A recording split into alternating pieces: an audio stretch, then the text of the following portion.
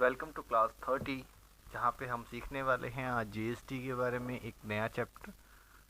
पिछली क्लासेस के अंदर में हमने सीख लिया था कि जीएसटी के अंदर में हम किस तरह से हमने जीएसटी के बेसिक्स सीखे थे, जिसके अंदर में मैंने आपको बताया था सीजीएसटी क्या होता है, आईजीएसटी क्या होता है। और आई होप ये जो पेज मेरे आपके सामने खुला हुआ आ रहा है, इसके अंदर में ये चीज़ें आपको समझ में आ गई होगी कि जीएसटी आर क्या होता है, रिटर्न कैसे होती है।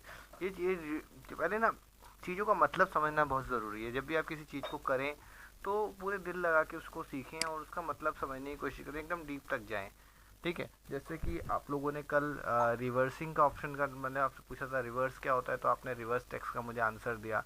ऐसे ही आपको क्लासेस के अंदर में एक ना एक आपको क्वेश्चन मिलता रहेगा जिसका आपको आंसर देना है। ठीक है, तो ये सारी चीज़ें आपने करनी है। इसके अलावा जो भी क्लास से क्वेश्चन मिले तो उसे सॉल्व कोशिश करें कि उसे आप टाइम पे सॉल्व कर दें, ना कि आप उसे कल परसों तरसों के लिए छोड़ें।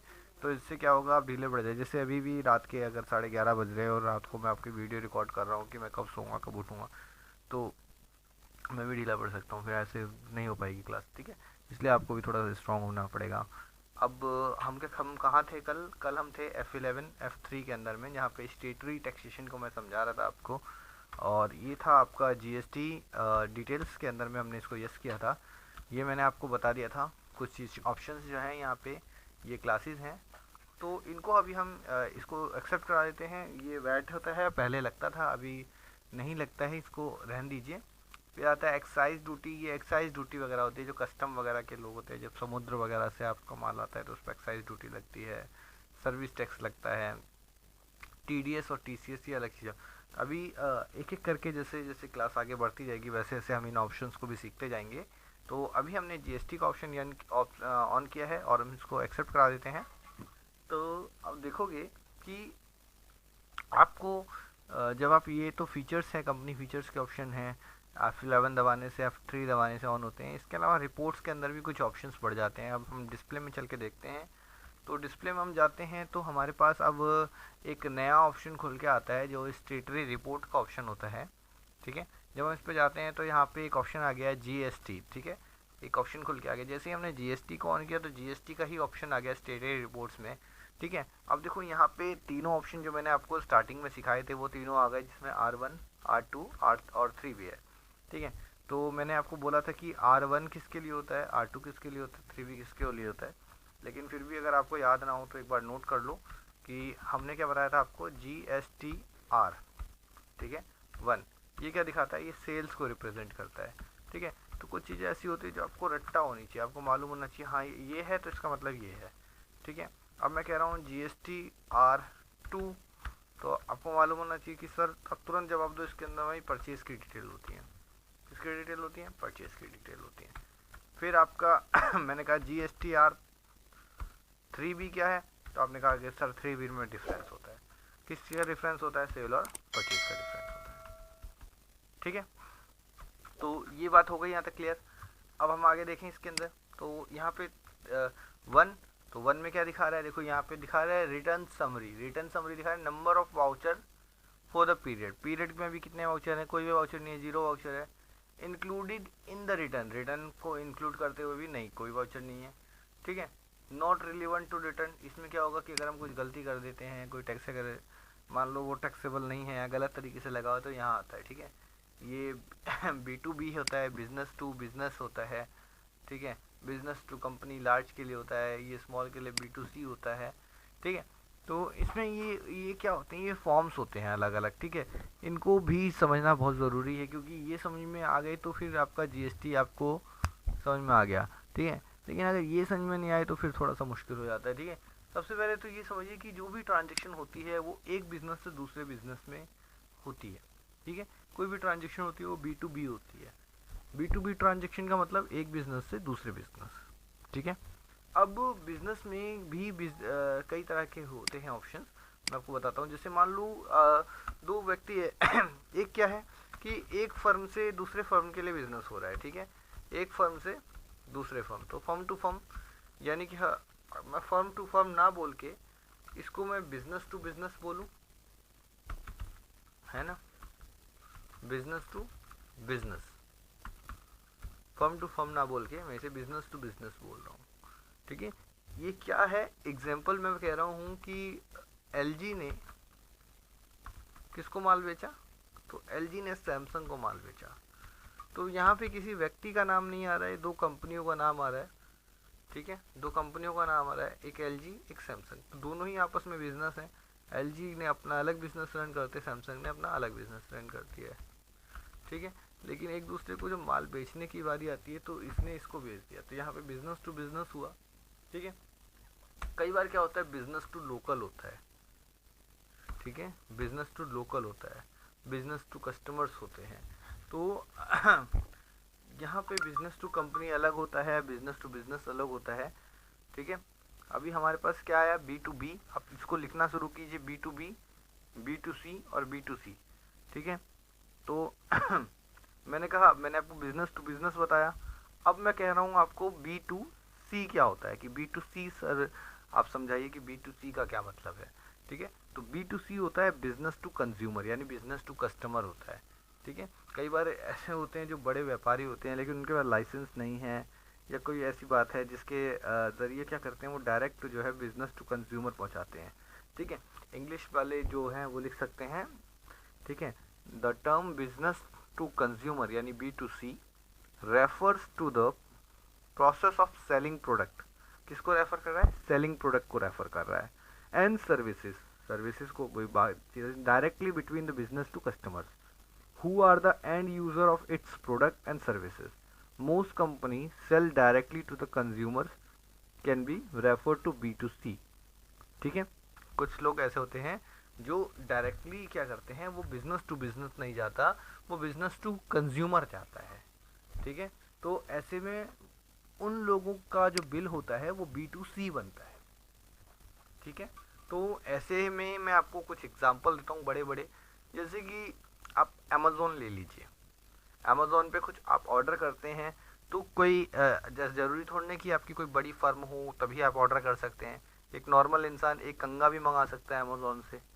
ठीक है, और आप बड़े बड़े पार्सल भी मंगा सकते हैं, तो लेकिन उसके लिए ज़रूरी तो नहीं है आपके GST नंबर हो, सब कुछ हो, नहीं ना। तो ये क्या कहलाएगा, B2C। ठीक है, चाहे वो लार्ज हो चाहे स्मॉल हो। स्मॉल के केस में 7 नंबर है और लार्ज के केस में 5A और 5B नंबर है। ठीक है, ये जो नंबर्स होते हैं ये सिर्फ तभी याद करने पड़ते हैं जब आप इंटरव्यू देने जा रहे हैं, तो मालूम होना चाहिए हाँ ये चीज़ें ऐसे ऐसे होती हैं। ठीक है, B2C में ये सारे फॉर्म्स होते हैं, इनको याद रखिएगा। थोड़ा जूम करके दिखा दूँ ये वाला। ठीक है, एक्सपोर्ट्स के फॉर्म ये हैं, क्रेडिट डेबिट नोट, ये अलग अलग हैं। Registered party, unregistered party.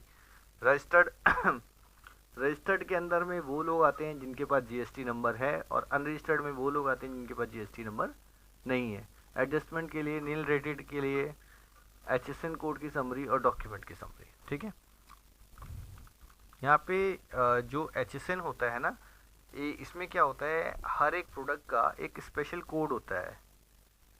हर एक प्रोडक्ट का, जैसे मैं दोबारा इसी पे जा लेते हैं, हर एक प्रोडक्ट का एक स्पेशल कोड होता है। हर प्रोडक्ट का, चाहे कोई भी प्रोडक्ट हो, उसका स्पेशल कोड होता है। मान लो हमारे पास एक कपड़ा है, उसका स्पेशल कोड आ गया 5407 आ गया, वो हर कपड़े में लग रहा है। तो या किसी गाड़ी का है तो उसका अलग कोड आ गया। तो इसका फुल फॉर्म आप लोग लिखिए। एक मैंने बताया आपको HSN और दूसरा मैंने बताया आपको SAC, दोनों कोड हैं। ठीक है, पहला कोड होता है HSN, उसका फुल फॉर्म होता है harmonise system of nomenclature, nomenclature भी बोल सकते हो। ठीक है, लिख दूं क्या, आपको क्लियर हो जाएगा। तो मैं इसको लिख देता हूँ। ठीक है, मैंने इसको लिखा HSN। ठीक है, HSN, इसका फुल फॉर्म क्या बताया मैंने आपको, इसका फुल फॉर्म बताया मैंने आपको हार्मोनाइज्ड सिस्टम ऑफ नोमेनक्लेचर। ठीक है, ये इसका फुल फॉर्म होता है। ये होता क्या है, इसका मतलब होता है कि ये जो है जो भी माल GST के अंडर में आते हैं, चाहे वो सर्विस टैक्स हो चाहे वो गुड्स हो, उनको क्लासीफाई करने का काम करता है, उनके क्लास में बांटने का काम करता है। तो हमें किस पे पता लगेगा कि अब 5% टैक्स उस पर लग रहा है, 0% किस पे लग रहा है, 12%, 18%, 28%, ये टैक्स को क्लासीफाइड करता है HSN कोड। ठीक है, कि किस पे कौन सा कोड लगेगा, ठीक है। फिर एक होता है SAC कोड, ठीक है। जैसे ये तो गुड्स के लिए हो गया, तो सर्विसेज के लिए भी तो कोई कोड होगा, तो उसके लिए होता है SAC कोड, ठीक है। एक होता है सर्विसेज, एक होता है ये। तो क्योंकि वो ये ऊपर वाला जो था वो गुड्स के लिए था, तो नीचे वाला होता है सर्विसेज के लिए, ठीक है। तो हमने इसका नाम दे दिया सर्विसेज, ठीक है। अकाउंटिंग कोड, ठीक है, इसका नाम इस तरह से दे देंगे, सर्विसेज अकाउंटिंग कोड, ठीक है। अच्छा, एक रिक्वेस्ट है, अगर आपको आवाज़ में कोई प्रॉब्लम हो रही है, आपको आवाज़ वीडियो के अंदर नहीं क्लियर आ रही है क्लास के अंदर, तो आप लोग अपना ईयरफोन यूज़ कीजिए, ईयरफोन लगाइए, चाहे 10-20 रुपये वाला ईयरफोन ले लीजिए, लेकिन लगाइए, उसको यूज़ कीजिए, ठीक है। तो SAC कोड लगता है सर्विसेज के लिए, जब चाहे वो कोई भी सर्विसेज हो, कोई भी लोग सर्विस दे रहे हैं, तो उसके लिए जो कोड लगता है वो होता है आपका SAC कोड, ठीक है। जब भी आप माल परचेज सेल करते हैं, तो आप माल परचेज सेल कर रहे हैं, गुड्स कर रहे हैं, तो उस केस में आपको HSN कोड मिलेगा। और अगर आप किसी ऐसी जगह पे हैं जहाँ पे आपको सर्विसेज मिली, चाहे वो टैक्स कंसल्टेंट हो, चाहे वो CA हो, चाहे वो आपका हॉस्पिटल हो, ट्रेनिंग सेंटर हो, इंस्टीट्यूशंस हो, या कोई यूनिवर्सिटी हो, बोर्ड हो, तो ये लोग क्या करते हैं, ये लोग आपको जो सर्विसेज दे रहे हैं, तो अगर सर्विसेज पे GST टैक्स लायबल है, तो वहाँ पे आपका SAC लगेगा। अदरवाइज आपको जो कोड लगेगा उसका नाम होगा HSN, ये कोड होगा HSN और आपका SAC। ये दो कोड आई होप आपको समझ में आ गए होंगे कि सर ने ये दो कोड क्या बताए हैं, तो ये दो कोड क्लियर हो जाते हैं। अब हम कह रहे हैं कि ये वाला R1 हो गया, R2 हो गया, ये कह रहा है एनुअल कंपटीशन। एनुअल कंपटीशन में क्या होता है, यहाँ पे एक साल का पूरा डेटा दिखा देगा कि हमने कितना टैक्स भरा है, कितना हमारे पे बकाया है, सारी चीज़ें दिखा देगा।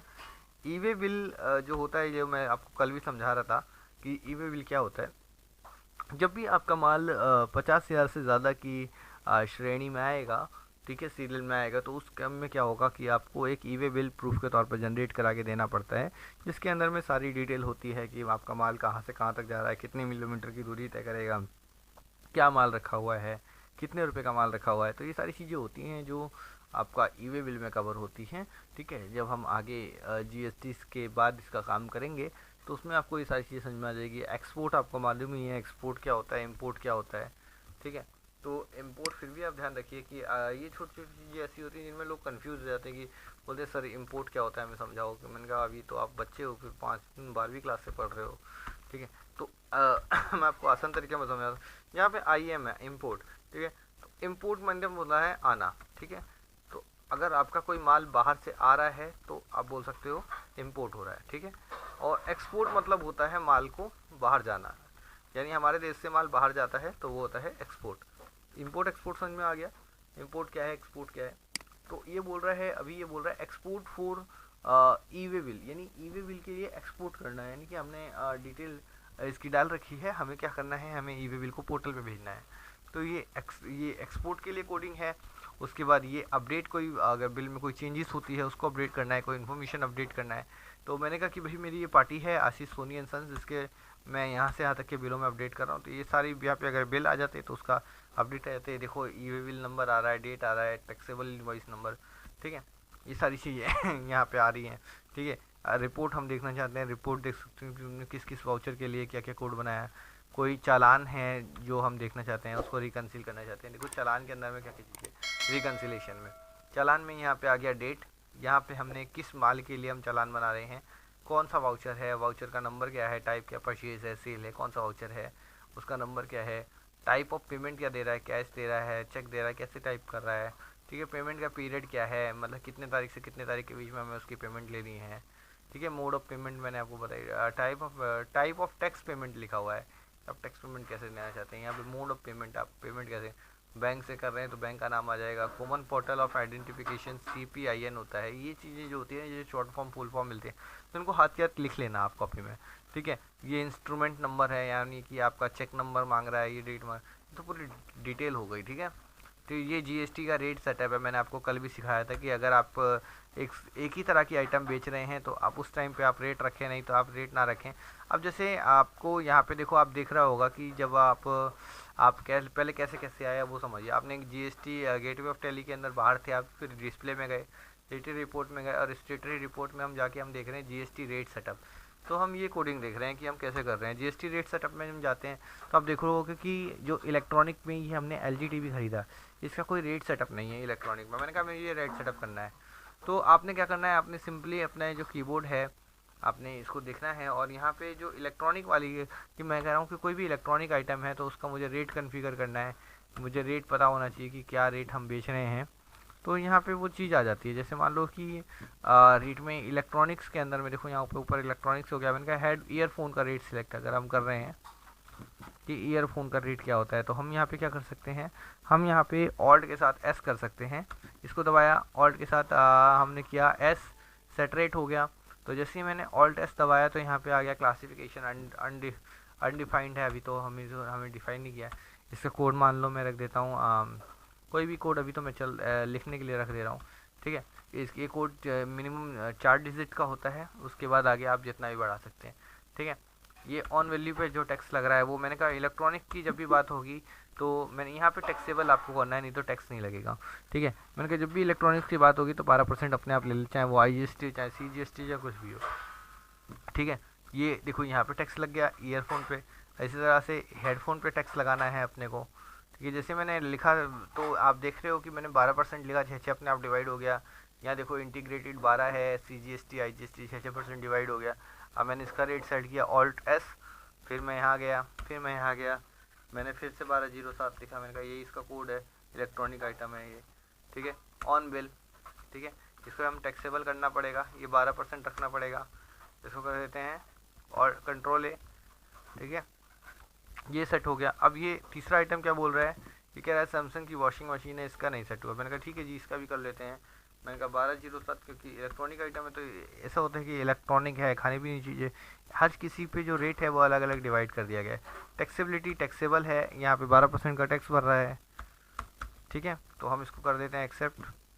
एक्सेप्ट करने के बाद अब आप देखोगे कि तीनों ही बिल पे आराम से यहाँ पे टैक्स आ गया है। देखो यहाँ पे ऊपर आपकी मोटी लाइन बन के आ गई है कि 12%, 6% जैसे टैक्स लग रहा है। ये बिल आ गए कितने कब से अप्लीकेबल हैं, टैक्सेबल है कि नहीं, 12%, 6%, ठीक है।